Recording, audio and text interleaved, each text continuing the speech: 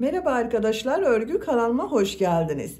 Hem kız hem erkek çocuklarınız için yapabileceğiniz kolay motifli tığ işi hırka yaptım. Bugün bu hırka anlatımını sizlerle paylaşmak istiyorum. Hırkanın örgüsü çok kolay arkadaşlar. Herkes yapabilir bu modeli. Bakın 4 motif ön bölüm için yapıyoruz. 4 motif arka bölüm için yapıyoruz. Birleştiriyoruz. Bu güzel hırkayı yapıyoruz.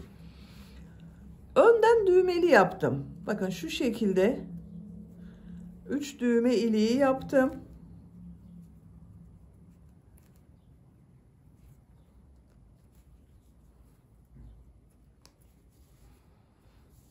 Karşılarına düğme diktim. Kullanışlı bir hırka modeli arkadaşlar. Bakın 2 motif bu ön bölüm için, 2 motif bu ön bölüm için yapıyoruz. Arka bölümü 4 motif yapıp birleştiriyoruz. Kol uçlarında bakın bu şekilde bir düz bir ters trabzan yaptım. Çok güzel oldu.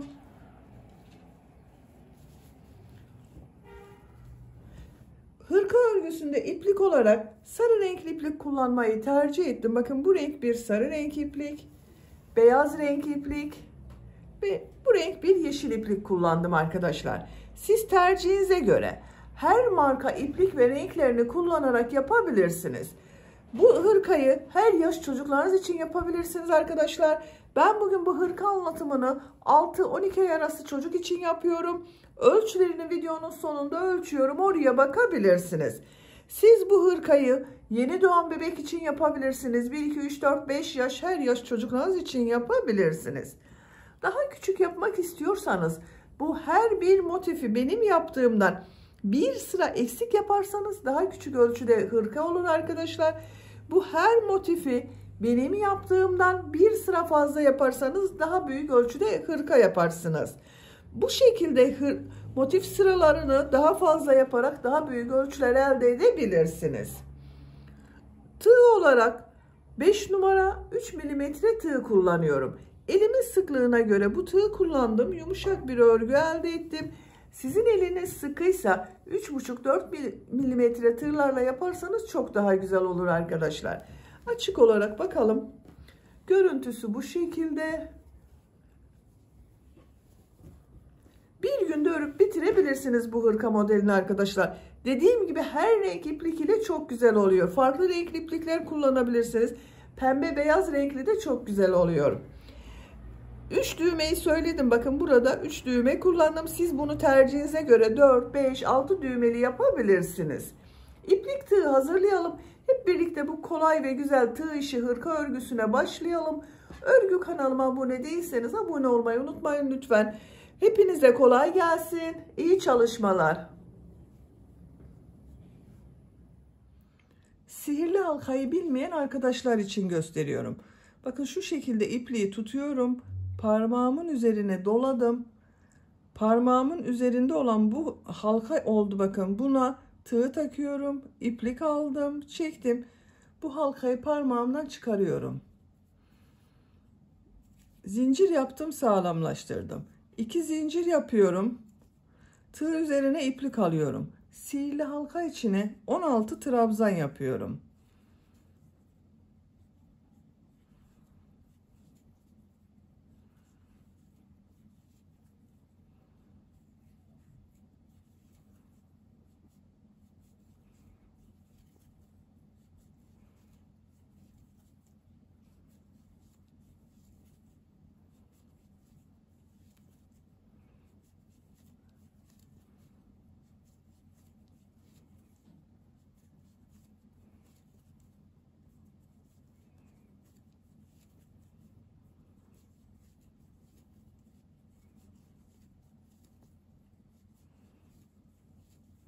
...16 trabzan yaptım. İplik ucunu çekiyorum. Bakın şu şekilde yavaş çekiyorum. Bakın hiç boşluk oluşmadı burada. İlk ilmek ile ilmek kaydırma yaparak sırayı birleştiriyorum. İplik ucunu şu şekilde tutuyorum. İpliği kesiyorum arkadaşlar. Bakın. Orta bölümünü yaptık.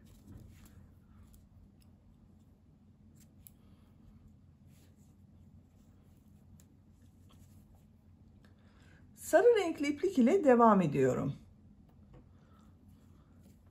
Herhangi bir ilmekten başlayabilirsiniz. Bakın şu ilmekten başlıyorum. İlmek yapıyorum.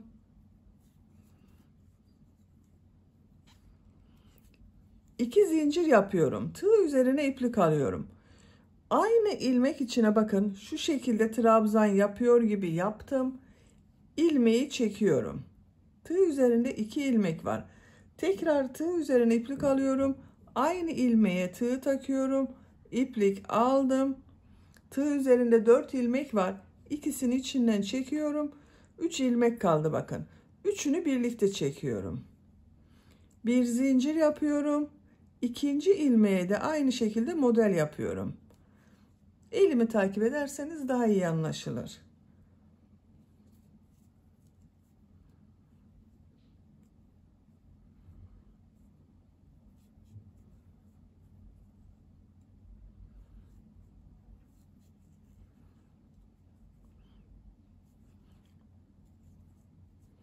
Bir zincir yapıyorum arada. Tekrar model yapıyorum.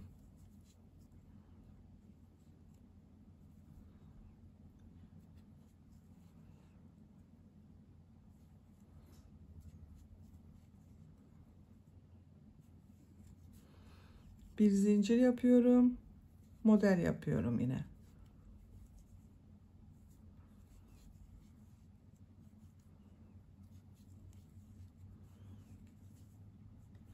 Bir zincir yapıyorum. Model yapmaya devam ediyorum. Bakın bu şekilde modeller oluyor. 16 model olacak arkadaşlar. Sıra sonuna kadar devam edelim. Sıra sonuna kadar modelleri yaptım. Bir zincir yapıyorum. İlk yaptığım model ile ilmek kaydırma yaparak birleştiriyorum. İpliği kesiyorum.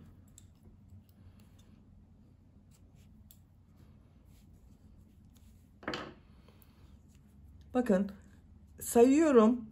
2, 4, 6, 8, 10, 12, 14, 16 model oldu. Şimdi yeşil renkli iplik ile 3. sıraya devam ediyorum.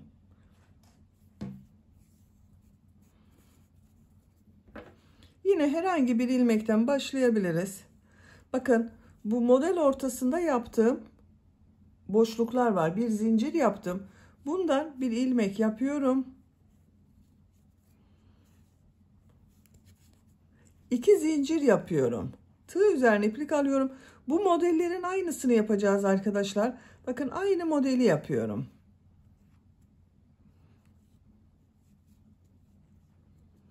Bu ilk başta yaptığım 2 zincirde bir trabzan oluyor. 3 trabzanlı modelleri yapıyoruz. Birlikte yapıyorum bakın. 2 zincir yapıyorum. Bu sırada arada 2 zincir yapıyoruz. 2 model ortasına yine model yapıyorum.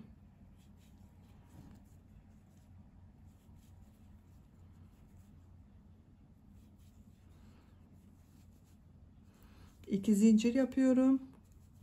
2 model ortasına model yapıyorum.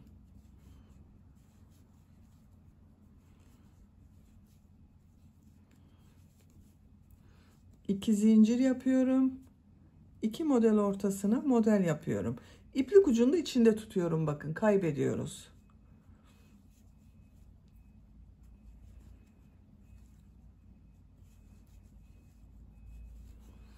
Arada 2 zincir yapıyoruz bu sırada. Sıra sonuna kadar devam edelim. Sıra sonuna kadar modelleri yaptım. 2 zincir yapıyorum. İlk yaptığım model ile bakın bu ilmek ile ilmek kaydırma yaparak birleştiriyorum. İpliği kesiyorum.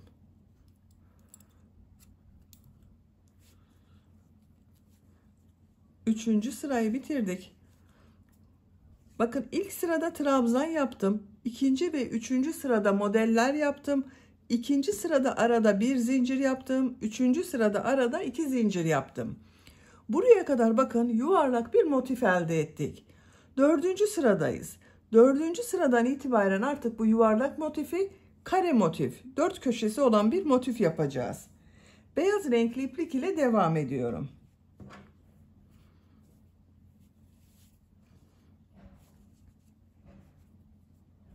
Herhangi bir model ortasından şu şekilde bir ilmek yapıyorum.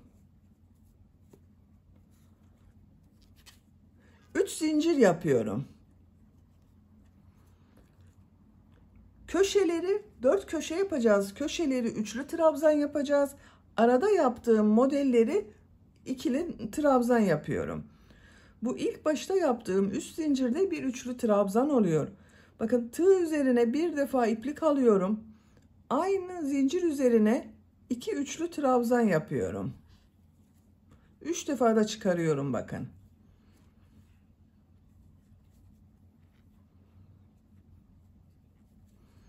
2 üçlü trabzan yaptım. 3 zincirle birlikte 3 trabzan oldu. Tığ üzerine iplik alıyorum. Bu iki model ortasına 3 trabzan yapıyorum. 2 defa da çıkardığım trabzan yapıyorum. 1 2 3. Sadece bu köşelerde üçlü trabzan yapıyoruz. Diğerleri modelleri ikili trabzan yapıyorum. Tığ üzerine iplik alıyorum. Model ortasına 3 ikili trabzan yapıyorum.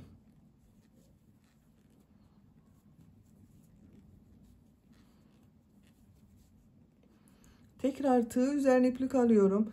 Bakın 3. trabzan grubunu yapıyoruz. 3 trabzan yapıyorum.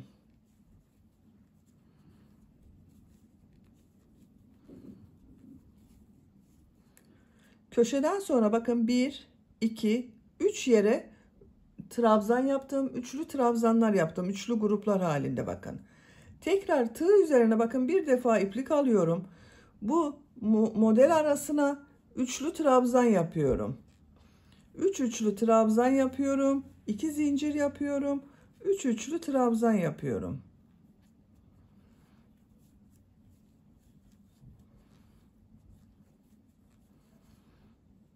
Bakın 3 üçlü trabzan yaptım. 2 zincir yapıyorum. 3 üçlü trabzan yapıyorum.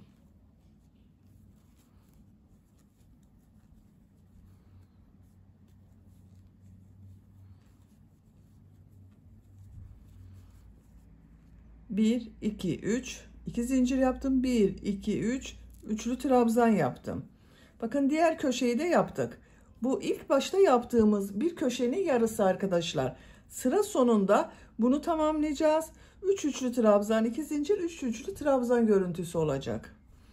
Tığ üzerine iplik alıyorum. Bu model ortasına 3 trabzan yapıyorum.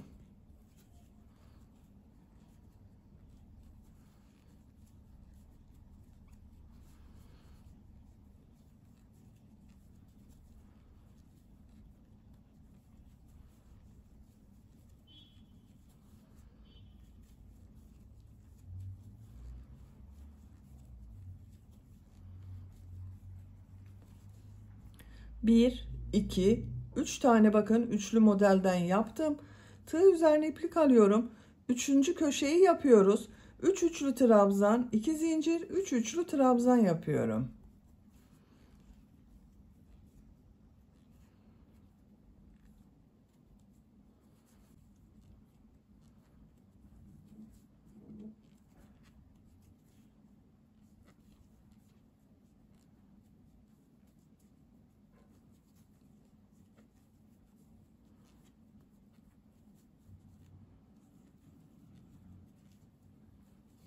Bakın buraya da 3 üçlü trabzan, 2 zincir, 3 üçlü trabzan yaptım.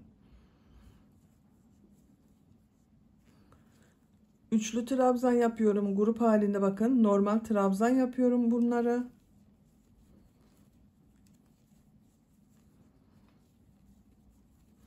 Üç yerde 3 trabzan yapıyoruz. Köşelerde 3 üçlü trabzan yapıyoruz.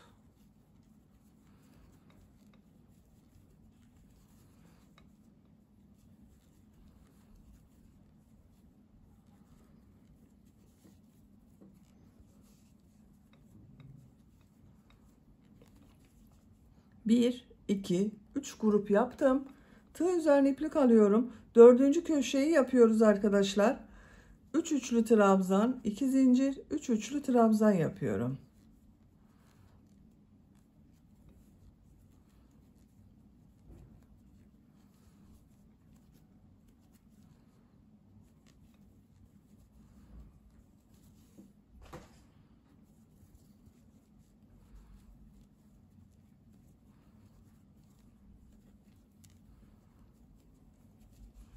Bakın bu köşeyi de yaptım.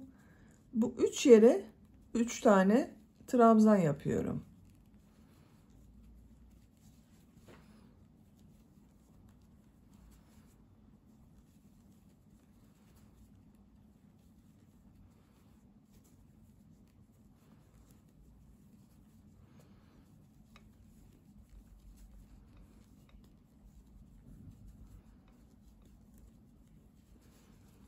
Bakın bu model başladığımız köşeye geldik. İlk başta üçlü trabzan yaptım. 3 tane tığ üzerine iplik alıyorum. Buraya 3 üçlü trabzan yapıyorum.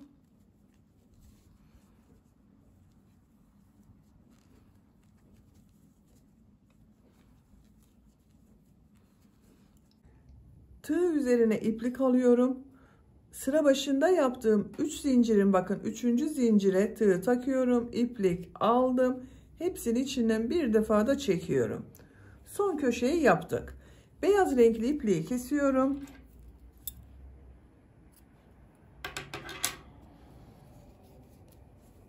Bakın arkadaşlar, yuvarlak motifi kare motif yaptık bu sırada. 4 köşe oluştu bak. 1, 2, 3, 4. Bakın 4 köşe oluşturduk. Şimdi sarı renkli iplik ile devam ediyorum. Herhangi bir köşeden başlayabilirsiniz. Bakın bu köşeden başlıyorum. İlmek yaptım. 3 zincir yapıyorum. Bu köşeye 2 trabzan yapıyorum. Artık köşeleri de trabzan yapıyoruz. Üçlü trabzan yapmıyorum. Bakın sıra başında yaptığım 3 zincir ile birlikte 3 trabzan oldu. Burası köşe olacak arkadaşlar. Köşenin devamında sıra sonunda 3 trabzan yapacağız. Bu boşluğa 3 trabzan yapıyorum.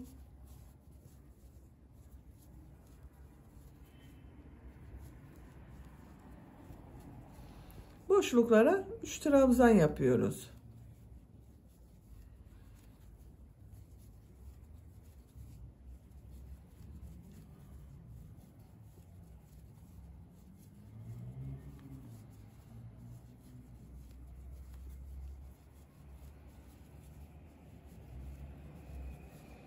Bakın köşeye geldim. Bu köşeye 3 trabzan, 2 zincir, 3 trabzan yapıyorum.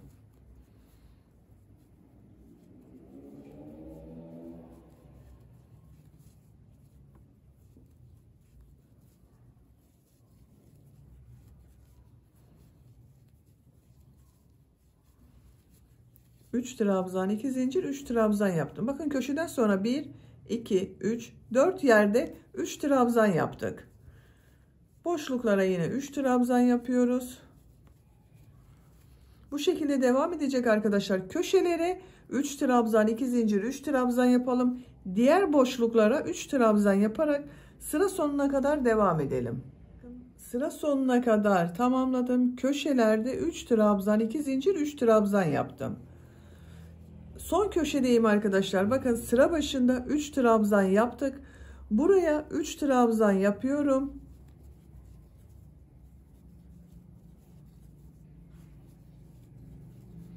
Tığ üzerine iplik alıyorum. Burada 3 zincir yaptım. 3. zincire tığ takıyorum. İlmek aldım. Hepsini içinden çekiyorum. İpliği kesiyorum.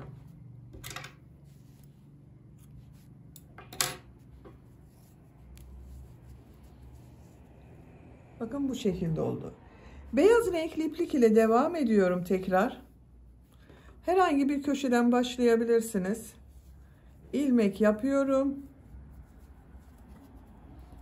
3 zincir yapıyorum.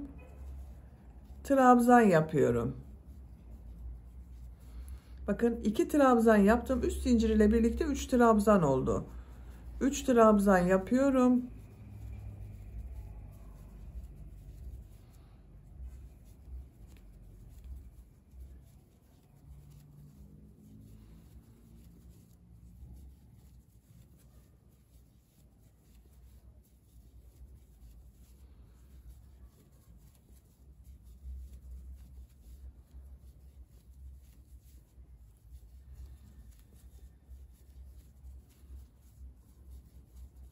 Bakın köşeye kadar tamamladım.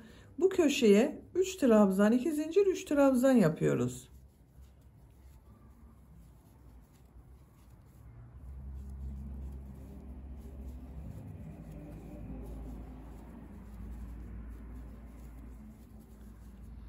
Üç trabzan yapıyorum.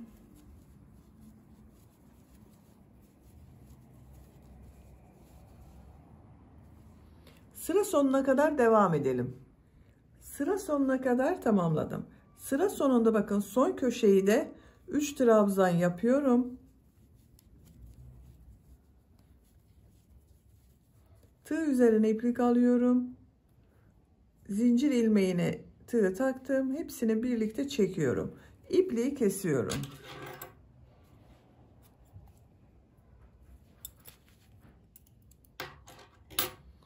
Bakın motif örgüsünün birini bitirdim. Bu şekilde oldu arkadaşlar. Bakın çok güzel oldu. Aynı motiften bir tane daha hazırlayalım. Ben hazırladım. Bakın diğer motif örgüsünde hazırladım. 1, 2, 3 kenarını yaptım. Son kenarı yapmadım. Son kenarı bu motif ile birleştireceğiz. En son bakın buraya köşeye 3 trabzan yaptım. Bir zincir yapıyorum. Diğer motifin köşe zinciri var bakın burada. İplik alıyorum, ilmek kaydırma yapıyorum. Bir zincir yapıyorum. Buraya 3 trabzan yapıyorum.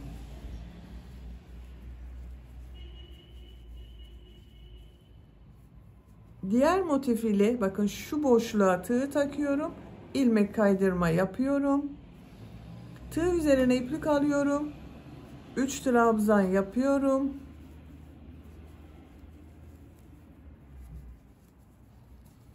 Diğer motif ile ilmek kaydırma yaparak birleştiriyorum. 3 trabzan yapıyorum.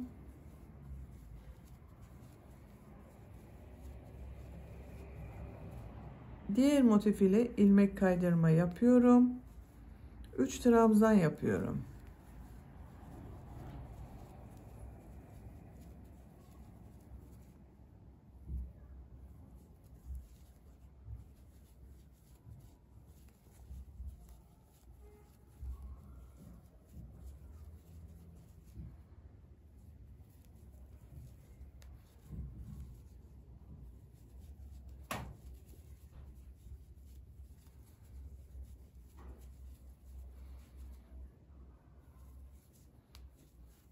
Bakın köşeye geldim. Bu köşeye 3 trabzan yapıyorum.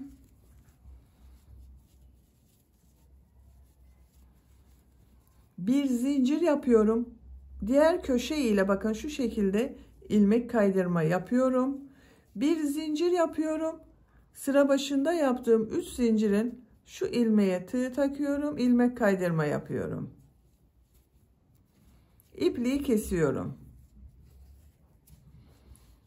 Bakın arkadaşlar iki motifi birleştirdik. Görüntü bu şekilde oldu. Üçüncü motifi de hazırladım. Bakın yine aynı şekilde bir kenarı yapmadım. Bu kenarı da burası ile birleştireceğiz. Bakın köşeye 3 trabzan yaptım. Bir zincir yapıyorum. Şu şekilde tutuyorum. Bakın şu köşeye tığ takıyorum. İlmek aldım, çıkardım. Bir zincir yapıyorum. Köşeye 3 trabzan yapıyorum.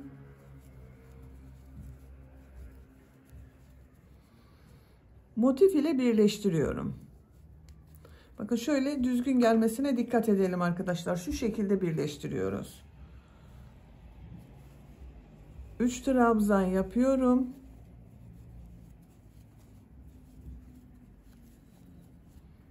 Diğer motif ile ilmek kaydırma yapıyorum. 3 trabzan yapıyorum.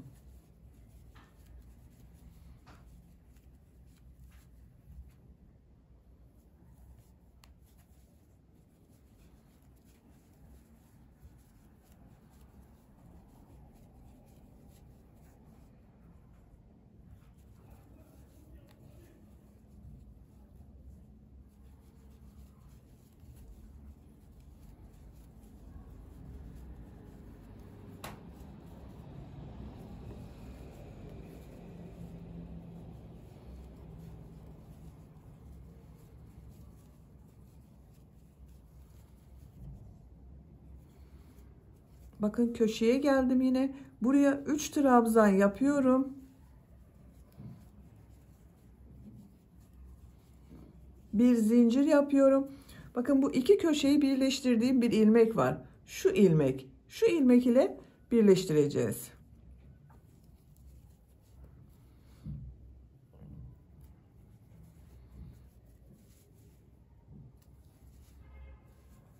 Bir zincir yapıyorum. Sıra başında yaptığım 3 zincir ilmeği ile ilmek kaydırma yaparak birleştiriyorum. İpliği kesiyorum. Bakın 3 köşeyi burada birleştirdik. Dördüncü motifi de hazırladım. Bakın bu şekilde dördüncü motifin iki kenarını boş bıraktım. Bakın bunu da şu şekilde birleştireceğiz arkadaşlar. Bir kenarı burası ile birleşiyor. Bir kenarı bu motif ile birleşiyor. Köşeye yine 3 trabzan yaptım. Bir zincir yapıyorum. Bakın şu şekilde yerleştiriyorum. Bu köşe ile birleştiriyorum.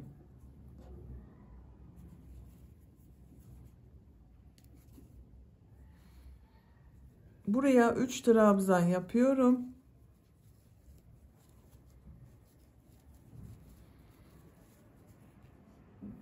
Motif ile ilmek kaydırma yapıyorum. 3 trabzan yapıyorum.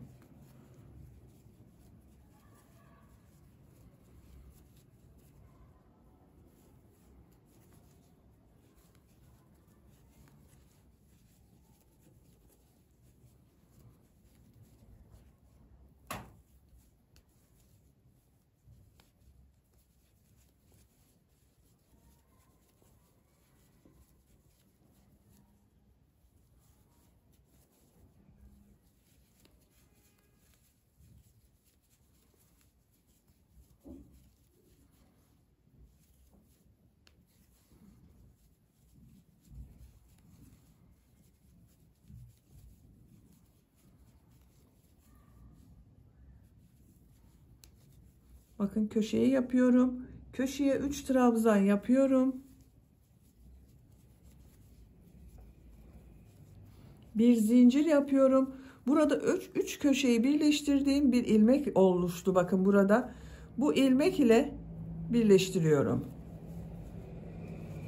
Bir zincir yapıyorum. Köşeye 3 trabzan yapıyorum.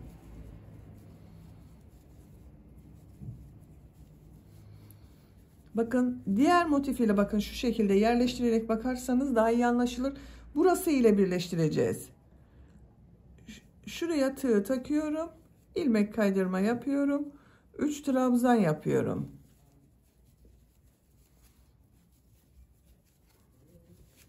Bakın 4 köşeyi birleştirdik arkadaşlar. Sıra sonuna kadar devam edelim. Köşeye kadar birleştirmeyi tamamladım. Bu köşeye 3 trabzan yapıyorum.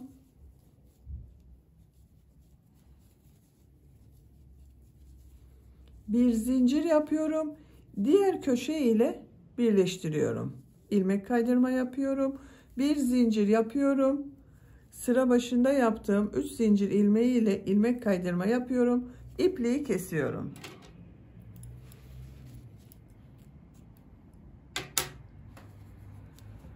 Bakın arkadaşlar 4 motifi birleştirdik.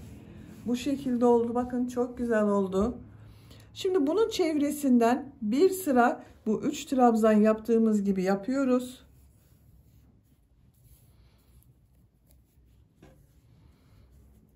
Beyaz renkli iplik ile devam ediyorum. Bakın bu köşeden başlıyorum.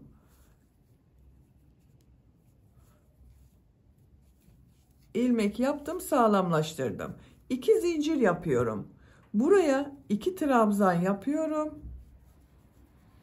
Bu sıra başında yaptığım 2 zincir ile birlikte 3 trabzan oldu. Buraya 3 trabzan yapıyorum. Motif yaptığımız gibi yapıyoruz, yine üçlü trabzanlar yapıyoruz.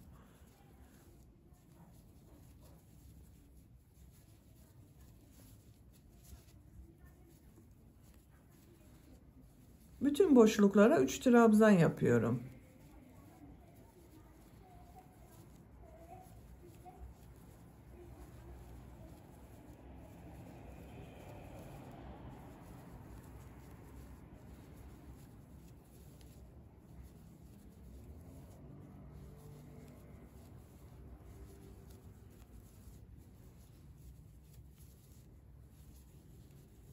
Bakın bu köşelere geldim arkadaşlar. İki köşeyi birleştirdiğim yer.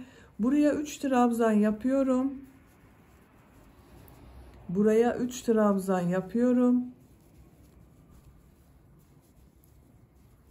Bakın köşelere 3 trabzan yaptım. Diğerlerine devam ediyorum.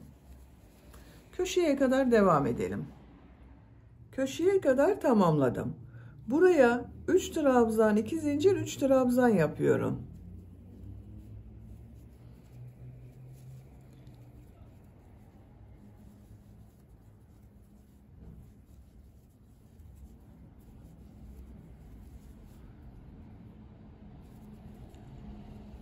Üç trabzan yapıyorum. 3 trabzan yapıyorum.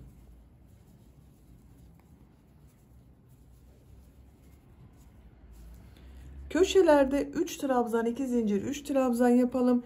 Diğer boşluklara 3 trabzan yaparak sıra sonuna kadar devam edelim. Sıra sonuna kadar tamamladım. Bakın arkadaşlar, köşeyi yaptım. İpliği kesiyorum.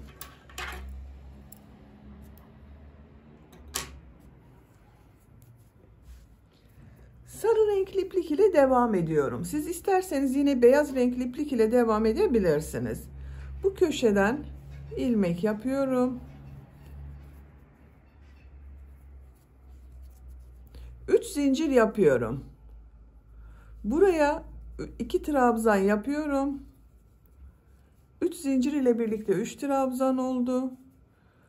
Buraya 3 trabzan yapıyorum. Bir sırada sarı renkli iplik ile yapacağız arkadaşlar. Köşeye kadar devam edelim. Köşelerde 3 trabzan, 2 zincir, 3 trabzan yapalım. Sıra sonuna kadar tamamlayalım. Sıra sonuna kadar tamamladım. Bakın köşelerde 3 trabzan, 2 zincir, 3 trabzan yaptım. Diğer boşluklara 3 trabzan yaptım. 3 zincir yapıyorum. Buraya 2 trabzan yapıyorum. 3 trabzan yapıyorum.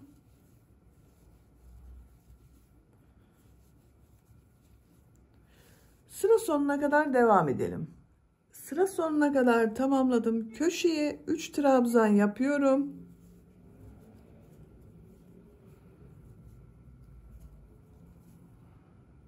Üç zincir yapıyorum. Örgüyü çeviriyorum. Bakın 3 ilmeği atlıyorum. Buraya 3 trabzan yapıyorum.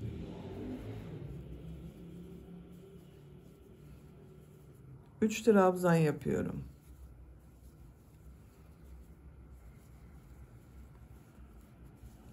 Sıra sonuna kadar devam edelim. Buradan geriye dönüş yapalım. Git gel şeklinde birkaç sıra arka bölümü örgüsüne devam edelim.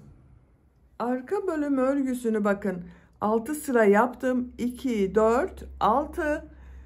Burada bitirmiyorum arkadaşlar. Bir sıra daha devam edeceğiz. İlk önce ön bölümleri yapalım. Ön bölüm ile arka bölümü birleştirirken buradan bir sıra daha devam edeceğiz. İpliği kesmiyorum. Ön bölümleri hazırlayalım. Bakın 2 motif örgüsü yaptım. Birleştirdim. Şimdi bunun çevresinden sarı renkli iplik ile devam ediyorum. Bakın arka bölümde bir sıra beyaz renkli ile çevirdim. Bunu da sarı ile çeviriyorum. Şu ilmekten bakın buradan bir ilmek yapıyorum. 3 zincir yapıyorum. 2 trabzan yapıyorum.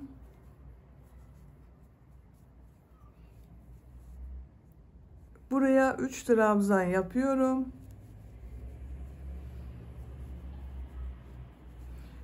Köşeye kadar devam edelim. Köşe yapacağım yere kadar tamamladım. Buraya 3 trabzan, 2 zincir, 3 trabzan yapıyorum.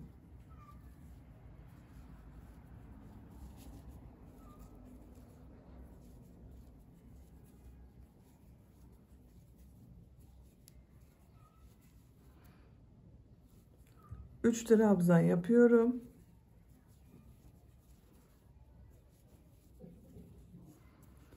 Köşelerde 3 trabzan, 2 zincir, 3 trabzan yapalım. Diğer boşluklara 3 trabzan yapalım.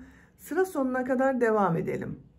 Sıra sonuna kadar tamamladım. Buraya bakın, köşe için 3 trabzan yapıyorum. Tığ üzerine iplik alıyorum. 3. zincir ile birleştiriyorum. Bakın köşelerde 3 trabzan, 2 zincir, 3 trabzan yaptım. Diğer boşluklara 3'er trabzan yaptım. Şu şekilde arkadaşlar, bakın arka bölümün yarısı oldu. Şimdi yaka örgüsünü yapalım.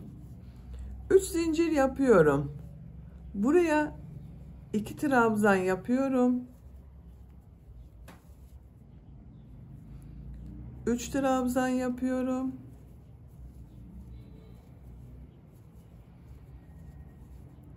3 trabzan yapıyorum.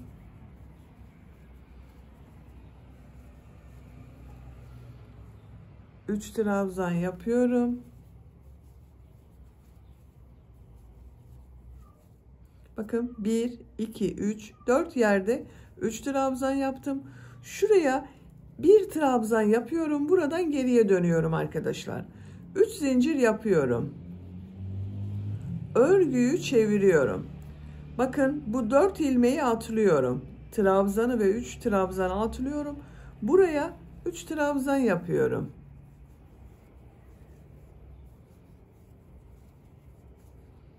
3 trabzan yapıyorum.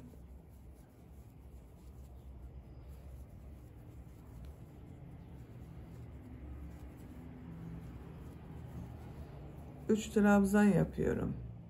Bakın sıra sonunda şurada 3 zincir yaptığım bir trabzan var. 3. zincire tığ takıyorum. Trabzan yapıyorum. 3 zincir yapıyorum. Örgüyü çeviriyorum. Buraya 2 trabzan yapıyorum. 3 trabzan yapıyorum.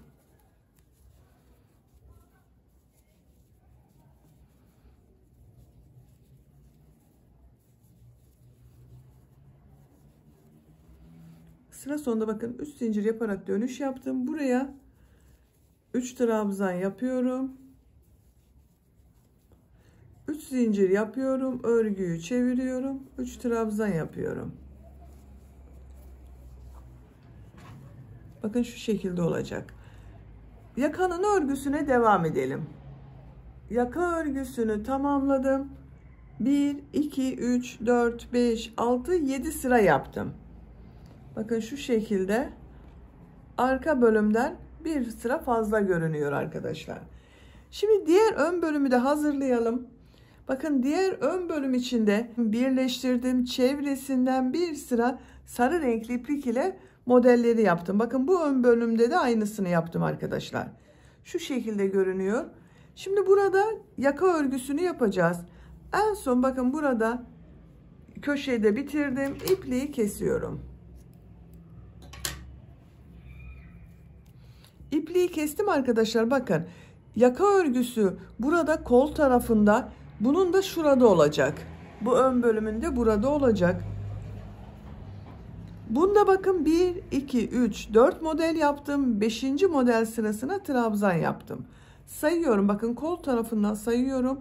1, 2, 3, 4. 5. yerden iplik bağlıyorum.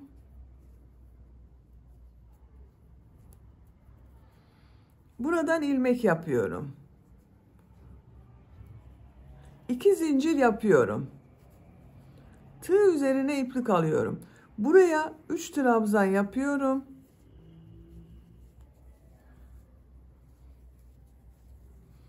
3 trabzan yapıyorum.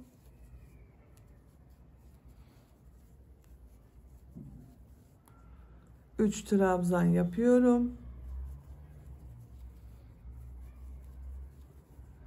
3 trabzan yapıyorum. Bakın 1, 2, 3, 4 model yaptım. 3 zincir yapıyorum. Örgüyü çeviriyorum. 3 trabzan yapıyorum. 3 trabzan yapıyorum.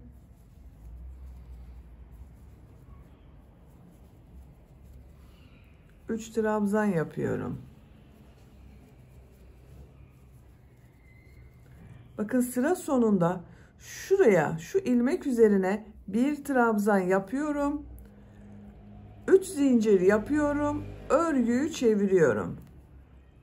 Buraya 2 trabzan yapıyorum. 3 trabzan yapıyorum. Bakın diğer yaka örgüsünün burasıyla aynı yaptık arkadaşlar. Bunu kaç sıra yaptıysanız bu yaka örgüsünde bunu da tamamlayalım. Diğer taraf örgüsünde bakın tamamladım. 1, 2, 3, 4, 5, 6, 7 sıra yaptım. Bunu da aynı şekilde bakın 2, 4, 6, 7. İpliği kesiyorum.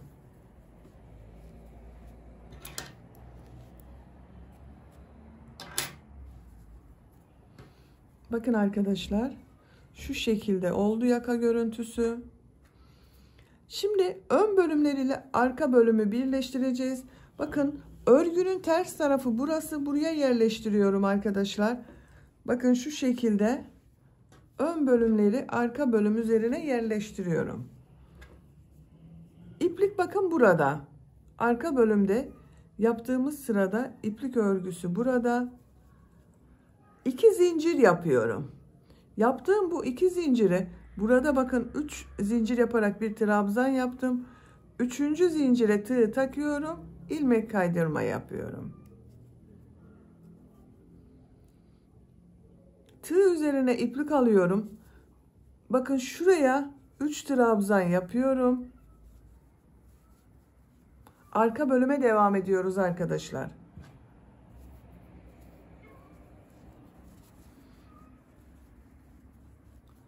Ön bölümde bakın burası ile ilmek kaydırma yapıyorum. Arka bölümde buraya 3 trabzan yapıyorum.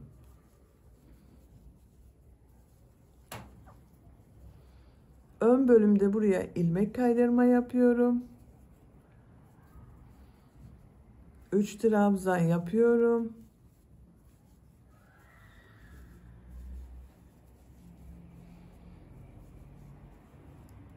İlmek kaydırma yapıyorum.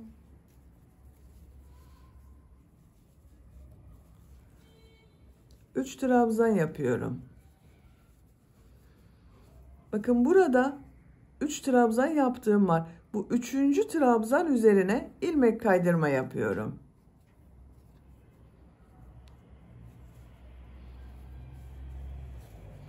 Bakın ön ve arka bölümü birleştirdik burada.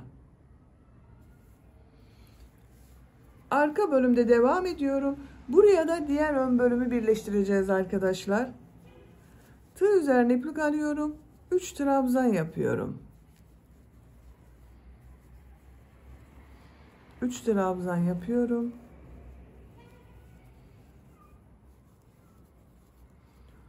Bakın burada arka bölüm için 1, 2, 3, 4 yerde model yaptık.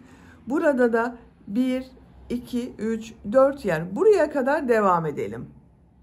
Buraya kadar tamamladım. Bakın 3'er trabzan yaptım. Burada bakın 1, 2, 3, 4, 3 trabzan yapacağımız boşluk var. Şimdi ön bölüm ile burayı birleştireceğiz arkadaşlar. Bakın şu şekilde yerleştiriyorum.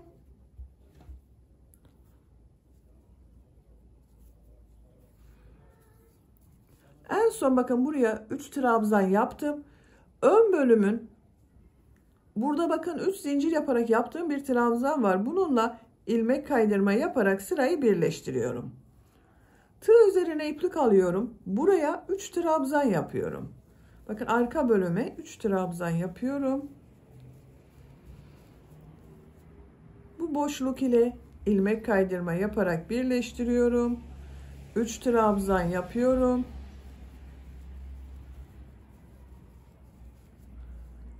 İlmek kaydırma yapıyorum. 3 trabzan yapıyorum. İlmek kaydırma yapıyorum. 3 trabzan yapıyorum.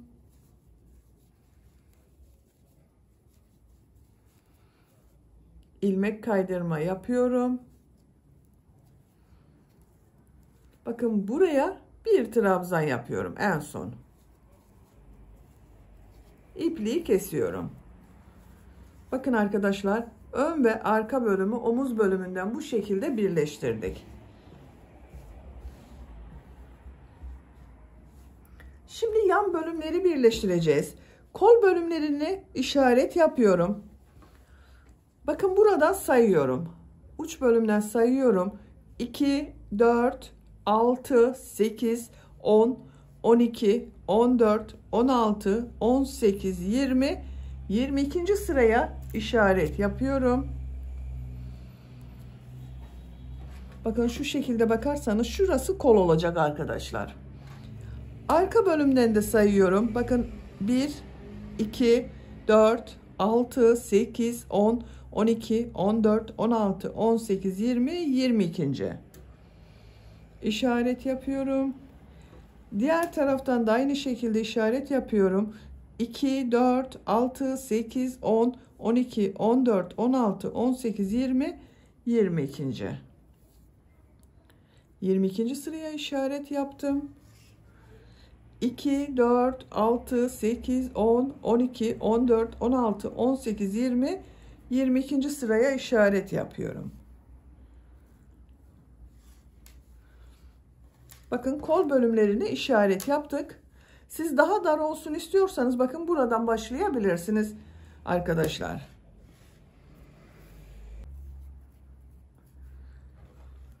Bakın şu şekilde arka bölümün bu işaret yaptığım boşluğa bir ilmek yapıyorum.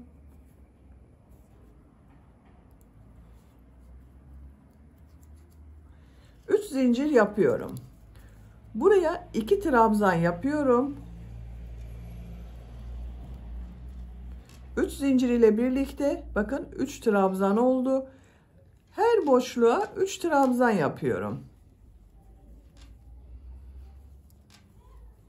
Arka bölümde 3'er trabzan yapıyoruz.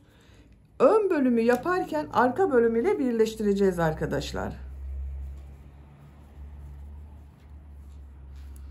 Sıra sonuna kadar devam edelim.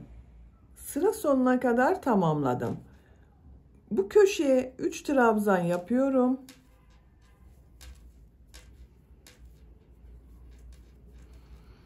Bakın şimdi ön bölümüyle birleştireceğiz arkadaşlar. Şu şekilde bakın düzeltiyorum. Ön bölümün bu köşeye 3 trabzan yapıyorum. Bakın tığ üzerine iplik alıyorum. Zincir yapmadan buraya 3 trabzan yapıyorum. 1,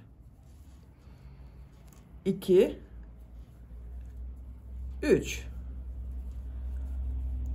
Yaptığım bu 3 trabzanı bakın bu boşluk ile ilmek kaydırma yaparak birleştiriyorum.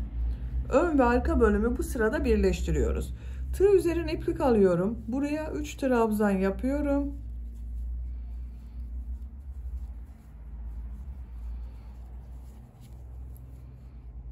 Bakın bu boşluk ile ilmek kaydırma yapıyorum. Birleştirme yaptığımız yerin görüntüsü bu şekilde. 3 trabzan yapıyorum.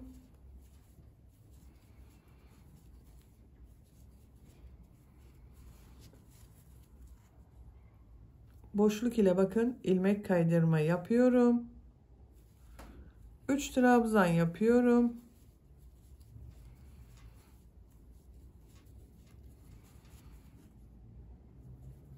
İlmek kaydırma yapıyorum. Bakın. Bu şekilde birleştirme yapıyoruz. İşaret yaptığımız sıraya kadar birleştirme yaparak devam edelim. İşaret yaptığım yere kadar bakın birleştirmeleri tamamladım. Bu sıraya da 3 trabzan yapıyorum.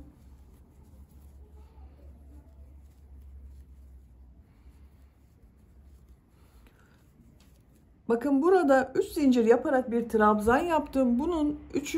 zincire tığ takıyorum. İlmek kaydırma yaparak birleştiriyorum. Bakın arkadaşlar. Ön ve arka bölümü birleştirdik. Görüntüsü bu şekilde oldu. Şimdi kol örgüsüne devam edeceğiz. Bakın diğer tarafı da aynı şekilde buradan başladım. Buraya kadar devam ettim. Buradan arka bölüme devam ettim. Kol örgüsünü yaptım. Bakın bu şekilde arkadaşlar başladım. Şimdi bu kol örgüsünde başlayalım. Bakın en son ilmek kaydırma yaparak burada başladım. Tığ üzerine iplik alıyorum.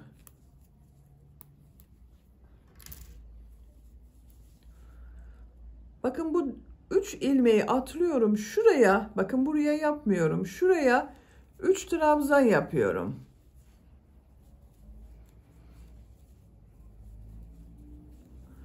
Üç trabzan yapıyorum.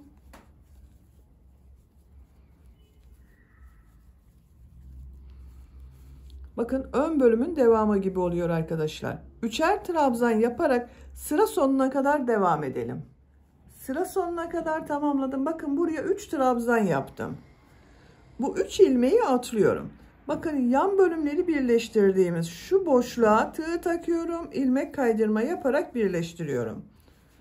Bakın arkadaşlar burasının devamı oldu. Düzgün bir görüntü elde ettik. 3 zincir yapıyorum. Buraya 2 trabzan yapıyorum. Bakın burada bir model oluşturdum. 3 zincir ile birlikte 3 trabzan oldu. Bu ilmekleri atlıyorum. Bakın buraya 3 trabzan yapıyorum. Yine boşluklara 3'er trabzan yapıyoruz. 3 trabzan yapıyorum.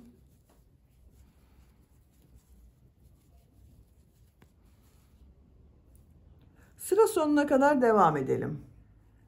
Sıra sonuna kadar tamamladım. Bakın buraya 3 trabzan yaptım.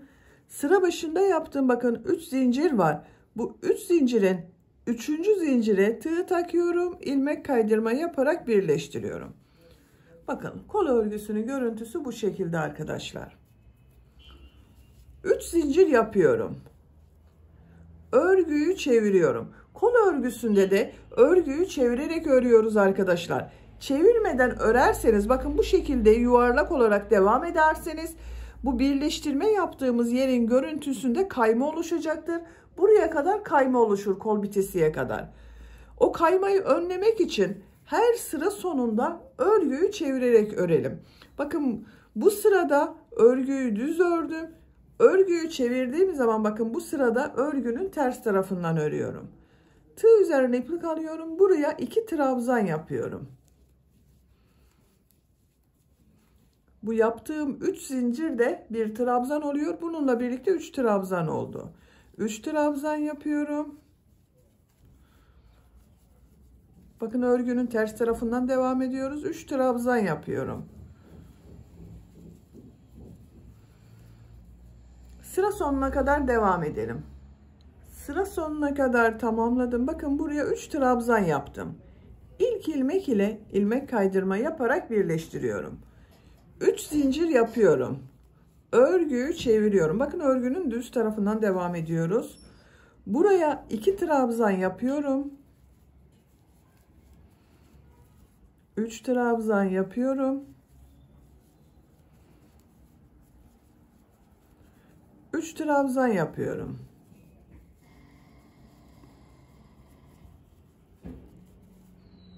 Sıra sonuna kadar devam edelim. Sıra sonuna kadar tamamladım. İlk ilmek ile ilmek kaydırma yaparak birleştiriyorum. 3 zincir yapıyorum. Örgüyü çeviriyorum. Buraya 2 trabzan yapıyorum.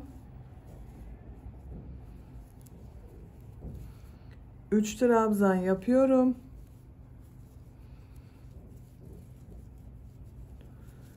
Sıra sonuna kadar devam edelim.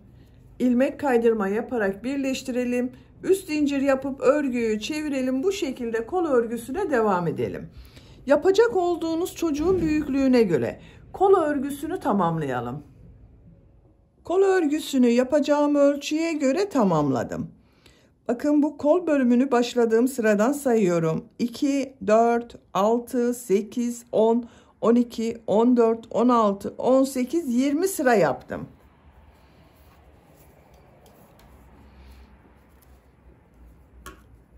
Ölçüyorum.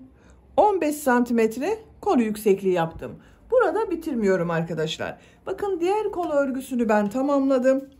20 sıra yaptım. Bileklik bölümü yaptım bakın kol ucunda. Burada da aynı yapacağız. Bakın şu şekilde bileklik bölümü yaptım. Güzel oldu.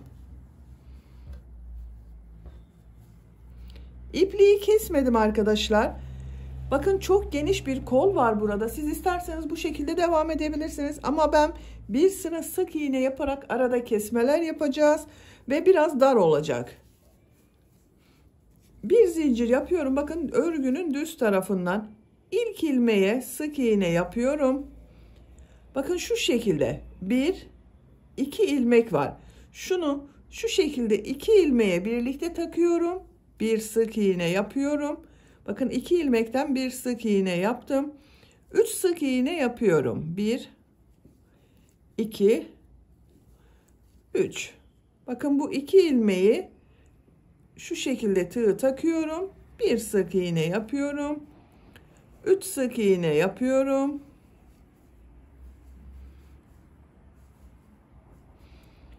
2 ilmeği birlikte yaparak kesme yapıyorum. 3 sık iğne yapıyorum.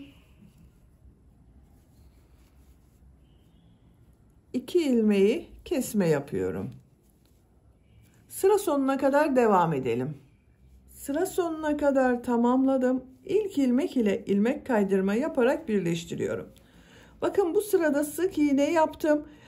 3 sık iğne yaptım, bir kesme yaptım, 3 sık iğne yaptım, bir kesme yaptım. Bakın kol ucu biraz dar oldu arkadaşlar. Sarı renk ipliği kesiyorum. Şimdi bakın burada yaptığımız gibi bir düz bir ters boşluktan alıp trabzan yapacağız. Yeşil renkli iplik ile devam ediyorum. Bu ilmekten herhangi bir ilmekten başlayabilirsiniz. Bir ilmek yapıyorum. 2 zincir yapıyorum. Her ilmek üzerine bir trabzan yapıyorum.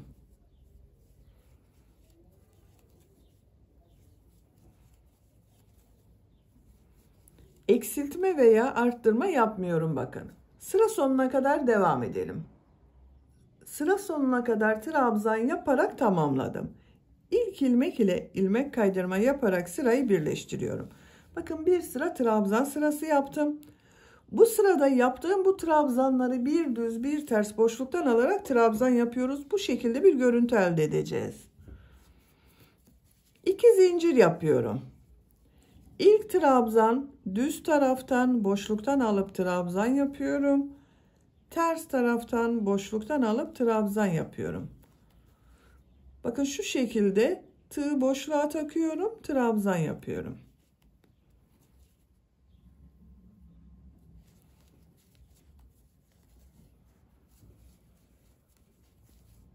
Sıra sonuna kadar devam edelim. Sıra sonuna kadar tamamladım. Son trabzan düz taraftan boşluktan aldım, trabzan yaptım. İlk ilmek ile ilmek kaydırma yaparak birleştiriyorum. Bakın sıra başında yaptığım bu 2 zincir ters tarafta görünen trabzan oldu. Görüntüsü bu şekilde arkadaşlar. Bu sırada yaptığım bu trabzanları nasıl görüyorsam o şekilde boşluktan alıp trabzan yapıyorum. 2 zincir yapıyorum. Bakın düz tarafta görüyorum. Boşluktan alıp trabzan yapıyorum. Ters tarafta görüyorum. Ters taraftan boşluktan alıp trabzan yapıyorum. Bir düz bir ters boşluktan alarak trabzan yapıyoruz yine. Sıra sonuna kadar devam edelim. Sıra sonuna kadar tamamladım. İlmek kaydırma yaparak sırayı birleştiriyorum. İpliği kesiyorum. Bakın bir sıra trabzan sırası yaptım. 1 2 sıra bir düz bir ters boşluktan aldım, trabzan yaptım. Siz isterseniz bunu 3 veya 4 sıra olarak devam edebilirsiniz arkadaşlar. Bu yükseklik benim yapacağım ölçü için yeterli. Bakın diğer kol örgüsünde bu kol örgüsü gibi başlayıp bitirebilirsiniz. Bakın aynı oldu. Şimdi yaka çevresini yapalım. Yakayı yaparken bakın çevresinden pıtırcık modelleri yapacağız. Bu ön pata düğme ilikleri yapmak istiyorum. Siz isterseniz yakadan bağlamalı olarak da kullanabilirsiniz. Bakın yaka başlangıcının buraya bir düğme iliği için işaret yapıyorum. Bir diğerini bakın şuraya yapıyorum. İkisinin ortasına da üçüncü yapıyorum.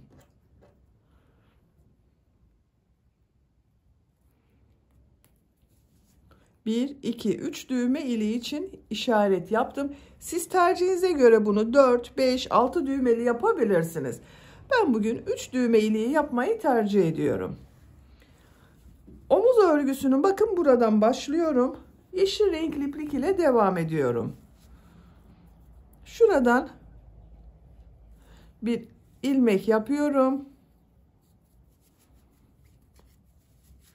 2 zincir yapıyorum. Aynı ilmek içine sık iğne yapıyorum. Bakın bu bir ilmeği atlıyorum. Buraya bir sık iğne, 2 zincir, bir sık iğne yapıyorum.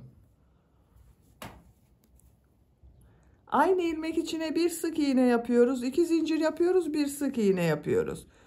Bakın bu ilmeği atlıyorum. Bu trabzan sırasına bir sık iğne, 2 zincir, bir sık iğne yapıyorum.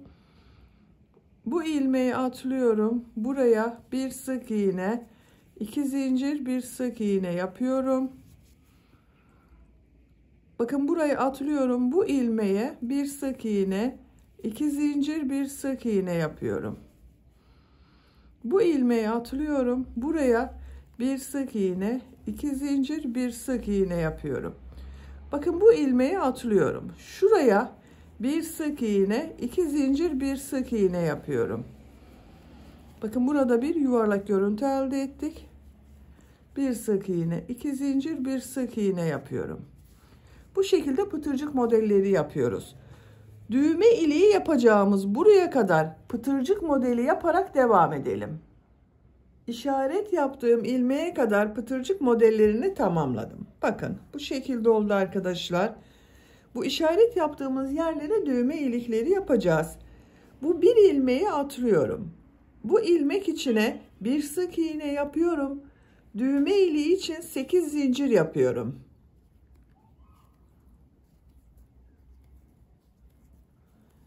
Aynı ilmek içine sık iğne yapıyorum. Bakın düğme iliğini yaptım.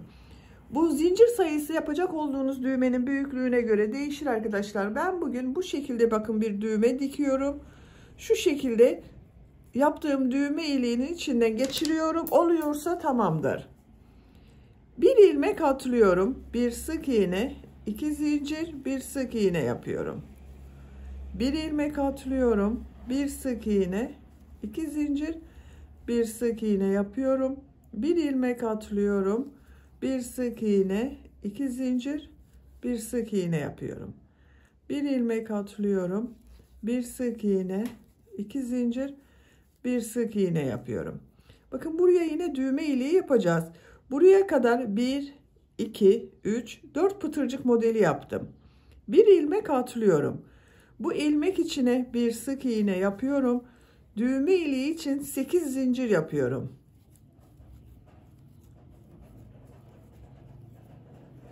Aynı ilmek içine sık iğne yapıyorum. İkinci düğme iliğini yaptım. Bir ilmek atlıyorum. Bir sık iğne, 2 zincir, bir sık iğne yapıyorum. Bir ilmek atlıyorum.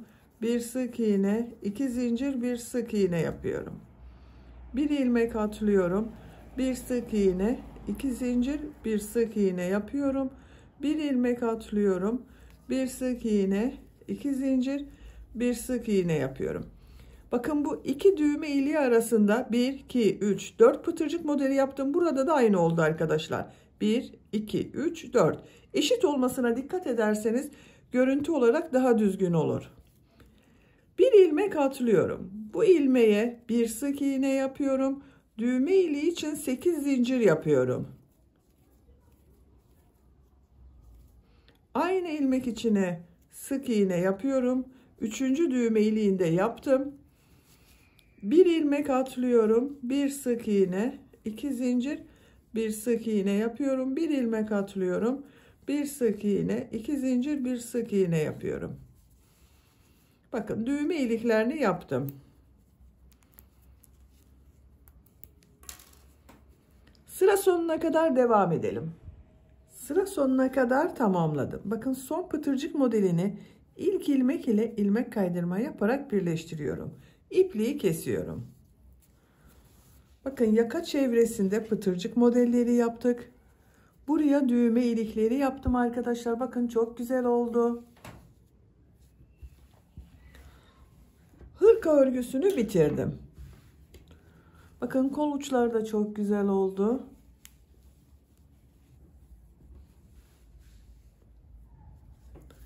Bitmiş olarak ölçülerini söylüyorum. Kol altının buradan gövde genişliğini ölçüyorum. 26 santimetre. Yüksekliğini ölçüyorum. Kol altından yükseklik 17 santimetre. Omuzdan tam yükseklik 29 santimetre. Ben bugün 6 aylık bebek için yaptım. Bu yükseklikte oldu arkadaşlar. Kol yüksekliğini de ölçüyorum. 17 santimetre kol yüksekliği var. Beni dinlediğiniz ve izlediğiniz için hepinize çok teşekkür ederim. Örgü kanalıma abone değilseniz abone olmayı unutmayın lütfen. Sizlerle yeni örgülerde görüşmek dileğiyle. Hoşça kalın, sevgiyle kalın.